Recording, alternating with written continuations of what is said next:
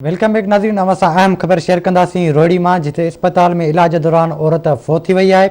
Photo औरत नाज़िया बिरोही जे Watson अस्पताल इंतज़ामिया ते गिफ़लत जो इल्ज़ाम मढ़ियो आहे। ब्रेकिंग न्यूज़ नासी नवां सां शेयर कयूं पिया। रोहिड़ी जी अस्पताल में इलाज दौरान औरत फौत थी वई। फोती औरत नाज़िया बिरोही जे वारसनि अस्पताल इंतज़ामिया ते गिफ़लत जो इल्ज़ाम हयो आहे। इन हवाले सां तफ़सील मालूम कंदासीं। रोहिड़ी मां आवाज़ न्यूज़ जो रिपोर्टर करीम बख्श जतोई असां सां लाइन ते मौजूद आहे।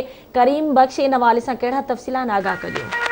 जी मां तव्हांखे ॿुधाईंदो रोड़ी न्यूयॉर्क कॉलोनी जी रवासिन जेका नौजवान औरत बीमार सबब जेको आहे रोड़ी अस्पताल इलाज ख़ातिर आंदो वियो, जिते हलंदड़ इलाज दौरान डॉक्टरनि जी गफ़लत ऐं दवाउनि जी सहूलियत जी खोट सबब जेको आहे नाज़िया बिरोही जेका फोती आहे वारसनि इल्ज़ाम मढ़ियो आहे कि असां जेको आहे अस्पताल इंतज़ामिया जेको आहे खे चयोसीं पर गुज़िरियल राति जेको आहे असां डिलीवरी कराई आहे औरत जी, जेके आहे पंहिंजे घर में जेको आहे उहा जेके आहिनि तमामु उनजी गणती जोगी हालत आहे। उनखे जेको आहे सही इलाजु कयो वञे, पर डॉक्टरनि पारां जेको आहे कंहिं बि न वरी उते उन्हनि इल्ज़ाम मणींदे चयो त उते का जोॻो कोई सहूलियत हुई, जंहिंजे करे जेको आहे अस्पताल में हलंदड़ इलाज दौरान जेको आहे नाज़िया बिरोही फोत थी वई आहे। जी ठीकु आहे करीम बख्श, वॾी महिरबानी तफ़सीलनि खां आगाह करण लाइ।